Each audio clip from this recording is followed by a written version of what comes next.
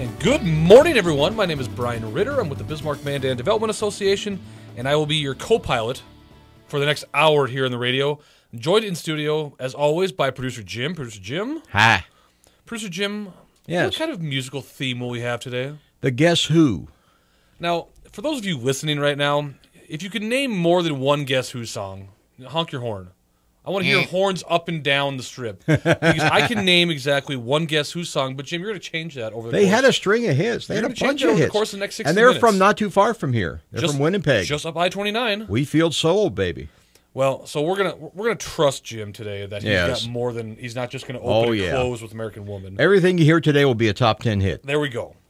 Now, I'm also joined in the studio by my guest today, the executive director, president, CEO, Grand Poobah. Boy, that's a French word, Jim. I'm not sure how to accurately describe Sheri Grossman from the Bismarck-Mandan Convention and Visitors Bureau, other than it's her shop. So, Sheri, welcome to the show this morning. Thanks for inviting me to be here, Brian. Sheri, what exactly is your title? I mean, do you want me to make one up today, or how do you want to do this? Let's just go with CEO. We're going to go with CEO of the BMCVB. You can handle that, just one title instead of all of those, right? But if I say CEO of the BMCVB, that's one big acronym. I mean, I'm not sure how people are going to take this. Executive director, is that easier well, for you? Well, I suppose. I mean, but then I'm going to say ED, so I guess it's a vicious circle. We're going to stick on one. All right. But Sheri has been a guest in the past, and today we're going to talk about the Bismarck-Mandan Convention and Visitors Bureau, all the great things they do, all the things they're seeing here in the market. But first, we're going to open the show, as we always do, with a look around Bismarck-Mandan by the numbers. And we're going to talk about just a collection of economic indicators that we collect in one place. Actually, Judy Souter, the BMDA Director of Marketing and Research, does. You can find this document, The Economy at a Glance, on our website at www.bmda.org. It's going to be on the left-hand side of your screen. And this is a great piece because, Sheri, I think you're probably a lot like me. When people see you in the community, they see you out at a sporting event or a game, whatever it is, you always get that question, how are things? You know, they always ask every day, right? And it's almost like you're at a funeral because I would go, "How are things? You know, how are things going?" And we've probably got our standard answers, and you use this kind of the same anecdotes all the time. But using numbers, I think, helps give people a sense of truly what's happening in Bismarck-Mandan. Don't you think? Exactly. Numbers are facts for people, and they like hearing that. So the first one we're going to look at is the workforce, and the topic that you and I were talking about just before we came on air is workforce. Now, I think most people assume that since oil prices have dropped, that the days of now hiring signs up and down Main Street or State Street or whatever it is are gone. And I think people assume that now that that activity has somewhat passed, that labor isn't an issue. But people need to know that right now the unemployment rate in Bismarck-Mandan is about 1.8%. And for some reference, that number is actually lower than it was at the height of the oil boom. If we go back 3 years ago, that number was right around 2.2%, and now here we are at 1.8, 1.9. Sheri, do you think that surprises most people that it's actually lower now than it was when oil was $140 a barrel? You know, I think it does. It kind of surprised me when you were giving those numbers. So. See, and I think part of it is because we've adjusted as a community. I mean, 2% almost became kind of the new normal for an employer in Bismarck-Mandan. I don't think now hiring signs are probably unique. I think it's just implied that, I mean, right now there are 2,174 open jobs between Bismarck and Mandan, Burley, Morton County. I think your odds are pretty good that if you go into a business establishment and you say, I'm looking for employment, they're going to at least want to have a conversation with you. And I'm guessing, Sheri, when we talk about your membership at the CVB, a lot of hotels, restaurants, they seem to be the ones who probably struggle with this the most. Yeah, I think you're right. It seems like when you look around town, people are looking to hire people. And I think it's a standing offer. I mean, it's if you have the skills, we're going to find a place for you. So again, right now it is truly a job seekers market with a 1.8% unemployment rate, more than 2,100 open jobs between our two counties. But that means that strong job seekers market generally means a strong economy, and we like that. Well, we all like a strong economy, and one of the best indicators we have is how much money is actually being spent in Bismarck-Mandan and Burley Morton County. And if you paid attention to the news, just on Tuesday, the North Dakota Tax Department released a report that showed, just for the first time in 2 years, actually, our state's taxable sales and purchases actually went up. And that is exciting to hear for us. I mean, that's a big deal because as Sheri knows better, I mean, probably better than I do, is that, I mean, for the last 2 years, that number's been declining along with the price of obviously oil and ag commodities. And so to see that number rebound and actually go up again for the first time in 24 months suggests to me hopefully a long-term recovery. More locally, we look at sales tax collections. Taxable sales and purchases are a quarterly number, as you know. Sales tax collections come on a monthly basis. So the most recent numbers we have are from July. And if we look at July of 17 versus July of 16, Bismarck actually generated more sales tax, collected more sales tax revenue this year than last. Mandan did the exact same thing. And year to date, I believe this is actually the first time it's happened all year. Year to date through July, both Bismarck and Mandan are up over last year. So to me, Sheri, that at least suggests that there are people, the people in the workforce are staying in Bismarck-Mandan and they're spending money in Bismarck-Mandan. Would you agree with that assessment?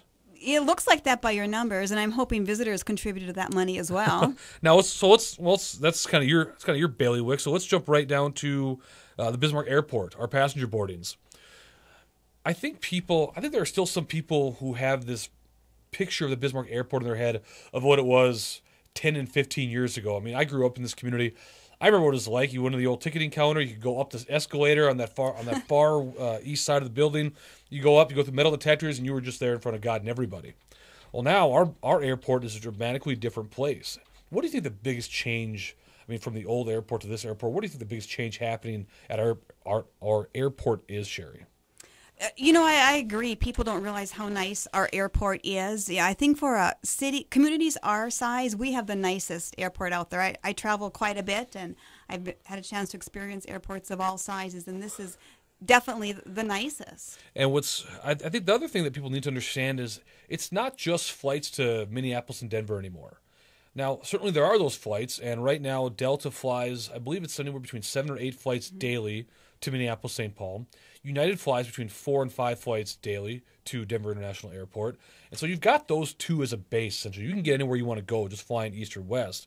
But now, just in the last few years, Frontier has started flying seasonally to both Denver as well as Las Vegas. American Airlines now flies daily to Chicago O'Hare as well as Dallas-Fort Worth. And then Allegiant, of course, now flies on a weekly basis to Orlando, to Las Vegas, to Phoenix Mesa. So if you're a traveler and you're a resident of Bismarck-Mandan or anywhere around the area, you have got a multitude of options that we just haven't had before. And I believe that's probably a big deal for your industry, isn't it, Sheri? It really is. Greg and his staff out there have done a really nice job of trying to increase the amount of airlines that are here. And it really helps us a lot because, we're used to the Delta and United, but when we're working with conventions and events and even leisure travelers, they have their other favorites that they prefer, or they're in communities that the other airlines work better for them. And the better offerings we have, the better it is for us to sell our community. And I think we're seeing that borne out in the numbers, because if we look at passenger boardings through July of this year, we have had 159,327 passenger boardings. That number through July of last year was 152,000. If this pace holds, the Bismarck Airport will break their passenger boarding record for a third straight year. And I think that's something that we should all be very proud of and very encouraged by. Producer Jim is giving me the index one finger, which tells me that they're coming up on our first break in the hour. And he's going to play us out with some Guess Who. So here we go. Right now, 65. Dave Ramsey is heard here. Super Talk 1270. Welcome back to the Dakota Housing Network on Super Talk 1270. I'm your host, Brian Ritter from the Bismarck-Mandan Development Association. I'm joined in studio by my guest, Sheri Grossman from the Bismarck-Mandan Convention and Visitors Bureau. Sheri, did I say that slow and did I enunciate correctly? You pronounced it very well, Brian. Thank you very much. I appreciate that. Sheri, of course, is the CEO of the CVB. And the CVB, Sheri, for those of our listeners who maybe aren't familiar with the CVB in a nutshell, what do you do? Our mission is to promote quality visitor experiences resulting in community economic growth. Well, that's very well said. Is that a nutshell? That's for very you? well. It's a very good nutshell. Right. But essentially, the CVB, you're here to drive interest, I mean, for visitors to come to Bismarck-Mandan, for lack of a better term, correct? Visit of all kinds, meetings, conventions, events, leisure traveler. Okay. So let's start off just on a little bit of a different track in terms of, we just spent the last 15 You minutes scare me when you say that. A different track. because we had an agenda all laid out, and when I deviate from it. Now, when we talked about the last 15 minutes, we talked about the labor unemployment rate, things like that, and how it truly is a job seekers market. When we think about your members, I mean, hotels, motels, restaurants, things like that, I think very often most people assume they're the ones who are most often hit hard by a low unemployment rate. It's hardest to find employees. Do you hear that as a real big concern voiced by your members right now, Sheri?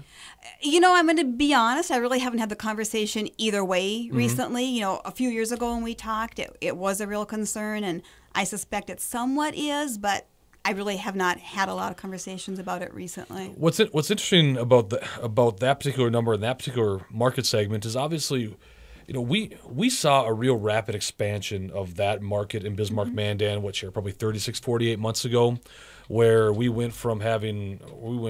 added a number of limited service hotels, and they all seemed to come at one time. They did. They all kind of came in recent years. For many years, our inventory hung around 2,400, 2,500 sleeping rooms. So you're always asking me the questions. Back at you, Let's Brian. do it. How many hotel rooms do you think there are in Bismarck-Mandan? I'm going to say we're close to, you said we were at 2,400 ballpark? Right. I'm going to say we added somewhere around 1,000 rooms. That ain't even close? You are really close. I have no prize for Sheri. you, Brian. Yes, it better but be food. We're around 3,500. Wow. So you think back, let's go back to probably 2004, 2005, 2006. In Northwest Bismarck in particular, we saw a real retail burst when Pinehurst came. Just like that, Best Buy and Kohl's, everything that came like that, all in one foul swoop, kind of like the hotels did. But they came because it seemed like Bismarck-Mandan's economy had hit a couple different milestones. Bismarck-Mandan hit about 100,000 people in terms of our population, and we crossed $1 billion in taxable sales and purchases. Those seem to be two critical factors that retailers looked at, and that kind of opened the floodgates. As it relates to those hotel rooms and those limited service hotels, is there one particular factor you think that led them to all come, all oxen-free just like that? I think all of those same things. Many saw opportunities. The current hotels were getting at a little bit higher occupancy. We always have room. People should always come. There's always room for you here. But I think they saw all those things, and maybe some were looking to do it for some time and saw that it was a good opportunity to expand the inventory. So here's a bit of a shop question. So in your experience, when hotels look at Bismarck or Mandan, are they similar to retailers in that they are looking for locations essentially around those high traffic areas, let's call it Highway 83 in Bismarck, Interstate 94, or are they just looking for a unique attraction they want to locate next to? Is there a general rule of thumb? I don't know. I would say it's a variety depending on probably the company. Some of them, if it's a certain brand, they like to be close to a sister property. Oh. Or, like the Marriott family might have a lot of different ones, and they probably want to be within a certain distance. And some, I suppose, it's maybe basic economics. Where can they afford the land? And to Sheri's point, a prime example of that Marriott kind of co-location would be just up in North Bismarck along Highway 83, because of course, just north of Century Avenue, you have the Marriott right there, just north of Red Lobster, and then of course you have the Residence Inn and the Sheri. What's the other one? Courtyard by Marriott. Well, thank you very much for swooping in like that. But you're right. They have all kind of co-located right there. So I suppose if one property is full, you can just go right next door. I'm sure they do a referral to each other. So that was one part of the last segment that we talked about. We also talked about the airport, and you and I were actually just talking about the airport more over the break. We truly have seen a huge increase in the service and the options coming to and from Bismarck. It used to be, again, just Bismarck and just be Minneapolis and Denver, and now it's Minneapolis, Denver, Vegas, Orlando, Dallas, Fort Worth, Chicago. In your business at the CVB, how big of an asset is it to have an airport like ours that is growing, adding routes, and seeing an increase in service like they are? It is huge. It is really important for our industry. I'll be honest, we're a little bit tougher of a sell to begin with because it's another jump from them, from Denver, from Minneapolis. So having the greater offerings really helps us a lot. And from then we tell them that they're pretty much 15 minutes from anywhere once they get here. They aren't going to have a long drive to the hotel, but got to get them here. Sheri, would you say that it's like you said, we're not real tropical in our climate. We're probably not the most attractive place for a lot of different types of events. But for a market our size, in your experience, are we pretty well served in terms of our airport and the routes that we have? I mean, you've traveled probably more extensively than I have, but it just seems like for similar sized markets, we have exceptional service and we have a lot of routes that other communities don't have. I think we do, and sometimes we find that interesting when my staff is going to another convention or event and they're going somewhere where they have to rent a car to get to that destination yet. Mm-hmm. And, we're kind of lucky that we don't have that. Plus, we have a few airlines coming in. Of course, we'd always love more because competition drives the rates down. So we would always like to have more airlines as well.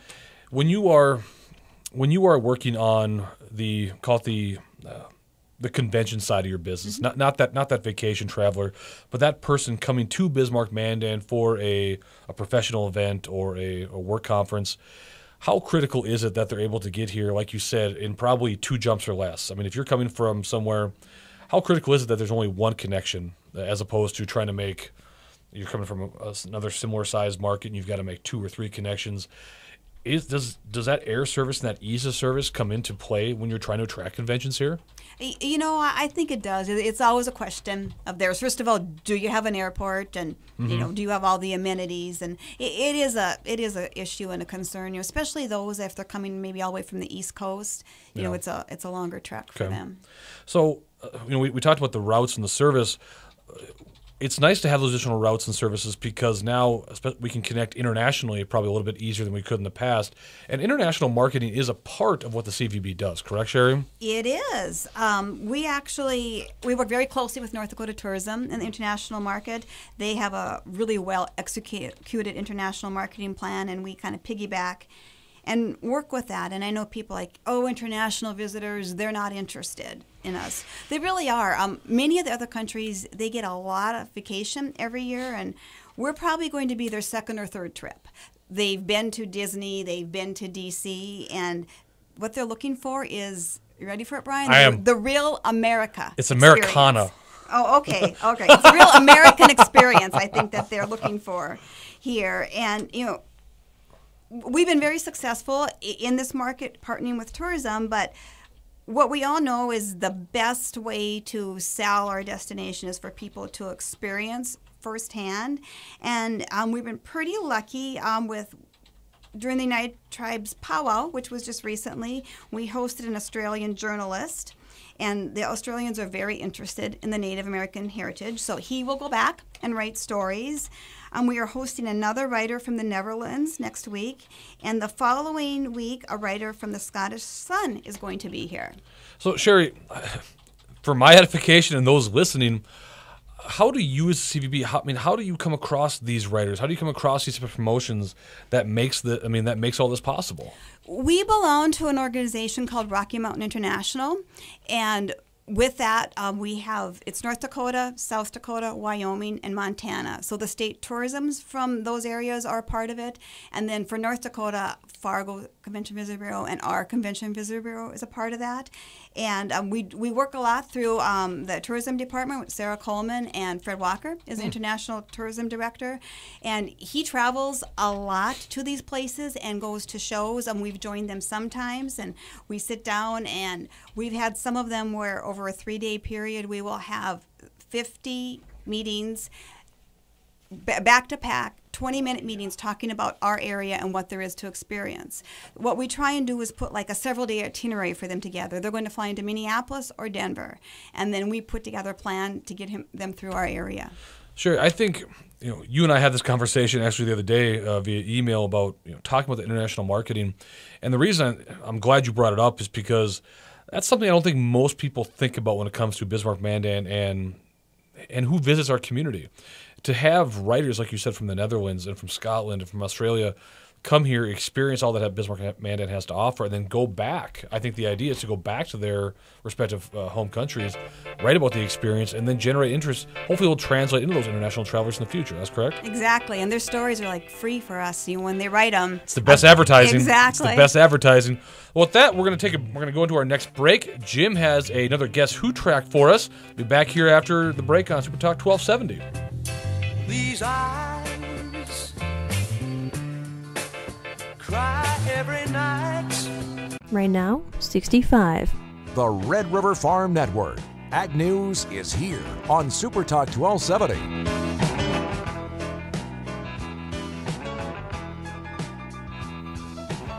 And those are the sweet sounds of the Guess Who here on Super Talk 1270. Jim, if you're not familiar with the program, every month our producer Jim has a musical theme for our show on the Dakotas Network, and this month he picked the Guess Who. Yeah. Jim, it's working out pretty well so far. I mean, Yeah. I've heard some songs I didn't realize were Guess Who songs. Clap for the Wolfman. Well, there. See, didn't know that's what it was called, New Sheri. favorite yet, Brian? Not yet. But you know what? It's still early. We got 2 more breaks. Yeah. We got 2 more breaks to go. I'm joined today by my guest, Sheri Grossman from the Bismarck-Mandan Convention and Visitors Bureau, the CVB. And we just got done talking about the Bismarck Airport and its importance in attracting visitors to Bismarck and Mandan.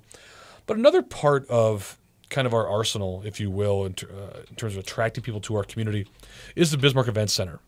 Yep. Now, Sheri, I think residents of Bismarck-Mandan, when they think of the event center, they think of basketball. They think of the rodeo. They think of probably the Bismarck Bucks. They think of the arena side of the event center more so than the convention side of the event center. And the convention side probably just as important, if not more important, to your business than the arena side? To our world, it certainly is. And there's a lot of Bismarck-Mandan residents that probably even had the opportunity to see the exhibit side if they haven't been there for a convention or a meeting. So, Sheri, when it comes to that type of business, what is the biggest asset we have to bringing a multi-day convention to Bismarck-Mandan? Is it the ease of getting here? Is it the amenities we have? Is it the event center itself? Is there a particular kind of arrow in the quiver that you use for that type of business? You know, if it's places that are looking for a large convention center, the location of the event center does work very well for us. As far as a meeting planner goes, it's kind of it's a perfect world for them, the location in some degrees. You've got the unique downtown shops and restaurants on one side, but on the other hand, if you forgot some of those amenities or you want to go to the names that you know or that type of retail, you just go to the mall the other direction. So location-wise, you're able to walk to hotels, you're able to walk to restaurants, you're able to walk to shopping. It's kind of a perfect in those aspects. So, Sheri, a little known fact, if I have this correct, the Bismarck Event Center, the convention part of the event center, which we recently added on to, that called the trade show floor is around 100,000 square feet, and I believe that is the biggest trade show floor in the state, is it not? It is the biggest. Actually, the entire Bismarck Event Center is the biggest in the region. Really? Mm-hmm. I don't think if you and I went out here in the Strip and walked up and down or just grabbed the first 10 cars we saw and asked them that question, I don't think people would believe that. I don't think people know that the event center truly has that much space and is the region's biggest opportunity. It is. And, the Alaris and Grand Forks, people think that's bigger because of their arena and those types of areas, but they don't have the meetings and breakout rooms that the Bismarck Event Center does. So now when it comes to the event center as a whole, not only do you have I think we're a unique asset in that you can have the ability to have something going on in the arena, and you can also be hosting a separate event on the convention side. Because I've been to events where you can be, there's not a lot of parking there because everyone's there because there's a basketball game going on one side and a trade show going on the other. But that is an asset for the community because the fact is we can have now 2 events as opposed to just one. And for some conferences and trade shows, I imagine, Sheri, some might even want to use both sides of the event center. Exactly. Some do, but you are right. The local people might be concerned about the BHS-CHS basketball game that's going on in one end, but on the other end, you can easily still have a large convention, especially a regional or national one where maybe a lot of them have flown in, and you can have those people bringing in your out-of-town tax dollars while still having the locals have a nice venue for their events. So, Sheri, when we talk about the event center, and like we started the segment with, a lot of people, I think, the first thing that pops in their minds is basketball or sporting events at the event center. Now, when it comes to those sporting events or events like that, the CVB is very active in trying to bring those events to this community along with other partners throughout the community. And one we just recently hosted here was the Special Olympics North American Softball Tournament.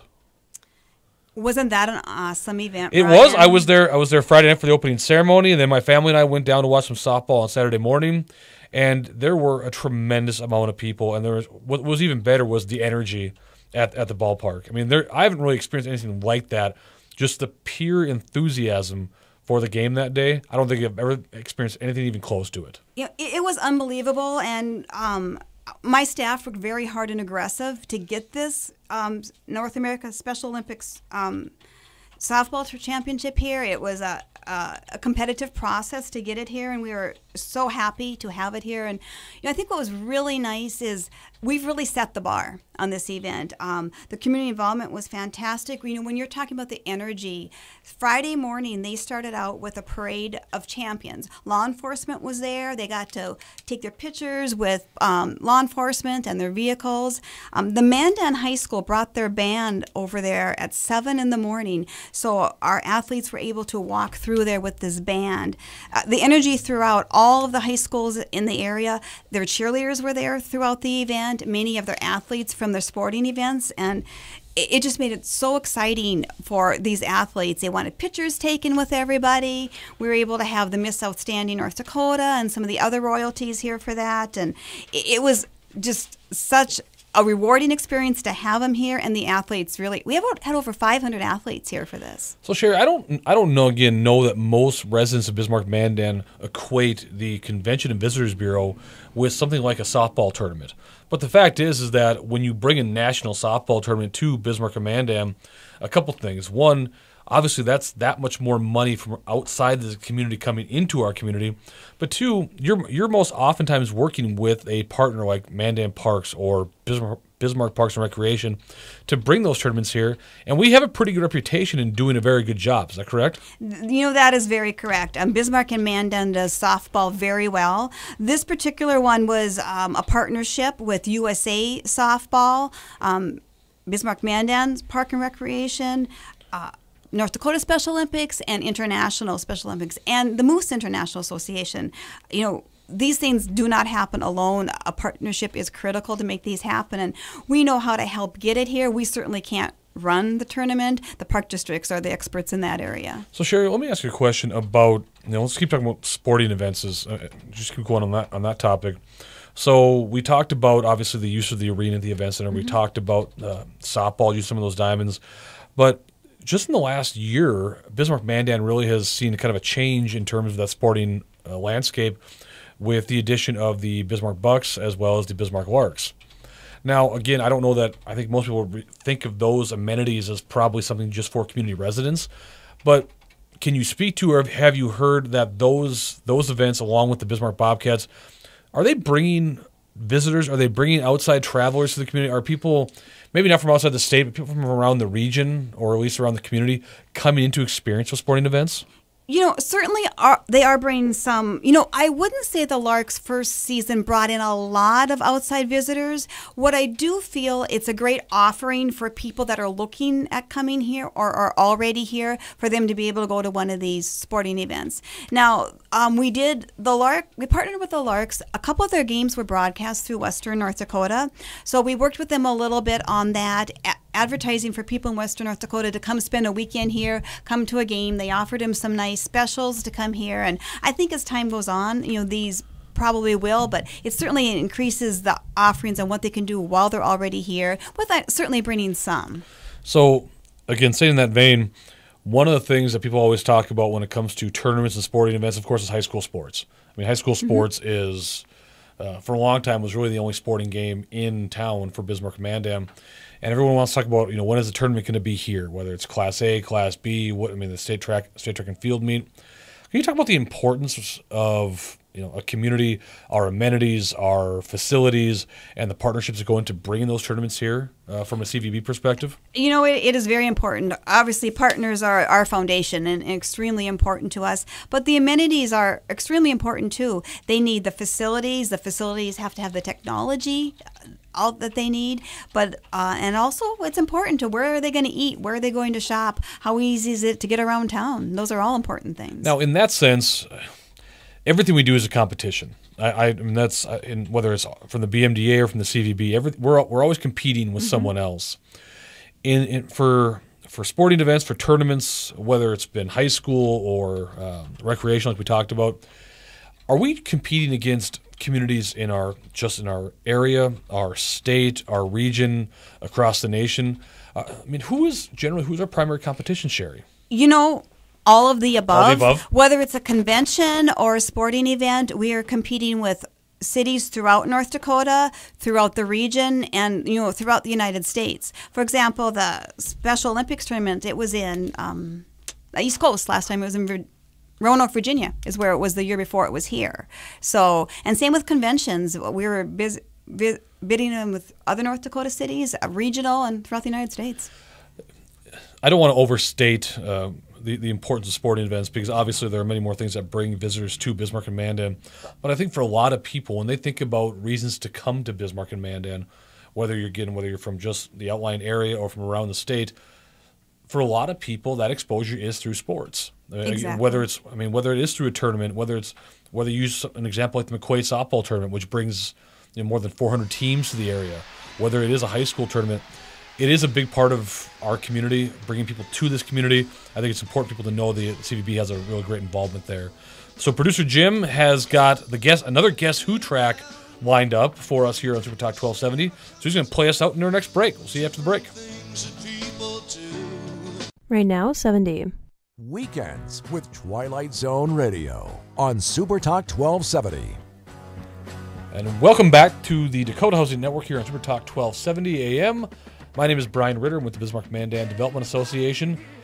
My guest today, and for our last 15 minutes of the show, is Sheri Grossman from the Bismarck-Mandan Convention and Visitors Bureau.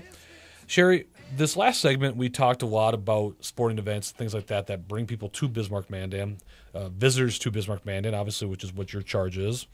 But over the break, we were talking about another thing that brings people here, and it doesn't really fall, I think, probably either one of our responsibilities, but retail. I think I use myself as an example. Growing up here in Bismarck and Mandan, we went to Fargo. I'd say almost probably a monthly basis, it seemed like, for a while, because it was for shopping. And I remember before we had Sam's Club, my family, we had our own Sam's Club cooler bag. We knew, remember when Olive Garden was big? Olive Garden was in Fargo, was like the place to go see other Bismarck people. It's just, we went, we did that because there were retail opportunities there that we didn't have here. But we were, in essence, visitors to Fargo-Moorhead, and we were spending, obviously, generating tax revenue for that community. Since Bismarck-Mandan has added a tremendous amount of retail over the last decade, do you think that dynamic has changed somewhat? Do you think there are people who will, from around Bismarck-Mandan, northern South Dakota, eastern Montana, western North Dakota, who come here for that shopping experience? Oh, absolutely. And I bet how you said it was years ago, you don't really need to do that anymore. But the majority of those things are here now, plus more. Yeah, we don't plus do more. But we do get shopping from surrounding areas. Whether it be a family that comes in, a girlfriend's weekend. We do have a variety of that. And the Canadian shoppers are very important to us as well. So sure, let's talk about the Canadian traffic for a second, because I think for a lot of people in Bismarck-Mandan, I think we almost take Canadian license plates for granted sometimes. You see Saskatchewan plates or Manitoba plates, and you just think, well, they're Canadian plates. They're not altogether that uncommon. But it is a big part. That is international travel, and they are coming here with some frequency. What generally impacts the number of Canadian travelers that are coming to Bismarck-Mandan? That is a market that we aggressively work in as well. We do some advertising in Canada, and there's a trade show in Regina that my staff attends. It's actually a several-day trade show, and it's a consumer trade show. Unlike most of ours is convention and meeting trade shows, this is a consumer trade show where my staff will be there on hand visiting talking questions about what they can do in Bismarck-Mandan, the shopping that they can do. They have some holidays that we don't have, and that they come and spend a long weekend here and do some shopping. So we aggressively work the market. Sheri, is one of the biggest factors in terms of the frequency and the quantity of Canadian visitors and shoppers coming here?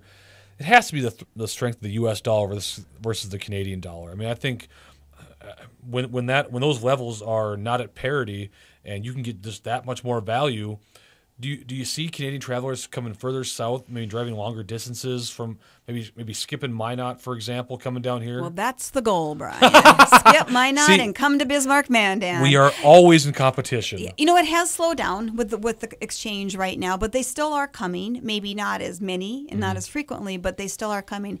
They love our shopping. They love our restaurants. So, Sheri, so we're coming up. First day of fall, I think, is on Saturday. So we're coming up in the fall season, which for a lot of North Dakotans means hunting. Hunting. It means hunting. And we were talking over the break about when you fly through the Bismarck airport this time of year, it's not uncommon to see kennels, to see dogs, to see a lot of camouflage walking around. Talk about the influx of hunters and kind of what that looks like for Bismarck and Mandan, in particular for the CVB.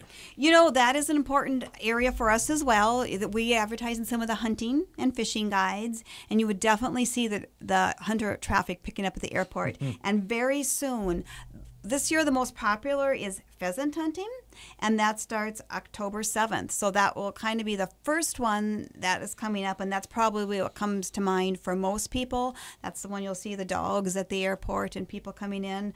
There's a couple other ones that people probably don't think of as much. Fall, there's also a turkey season, which starts October 14th. And then, of course, the duck season starts September 23rd as well. Any of those interest you, Brian? You know, Sheri, I don't know that you want me out there with you. I really don't, because I will just be useless. Good to know. Good to know. I want to be upfront with our listeners and you.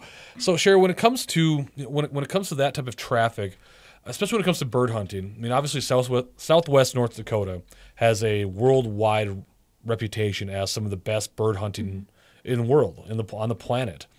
But when it comes to actually getting people from all over the country, and in some cases all over the world, into that area, because of the number of routes, number of destinations we have through the Bismarck Airport, is it a safe assumption to say a lot of those travelers, if not most of those travelers, will end up coming through Bismarck-Mandan and then driving that, probably the rest of that distance? I mean, we've seen that in the past. A great deal of them will do that. Yeah.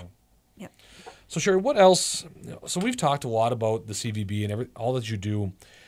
What else haven't we talked about in the last 5 minutes here that the CVB that you're working on, that you're excited about coming up here in the community? What else haven't we talked about that you want listeners to know about the CVB and everything you're working on?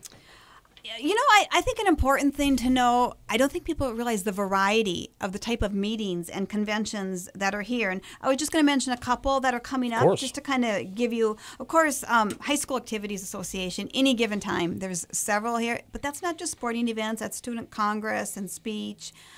We're excited. Association of Counties always holds their annual conference and expo here every October.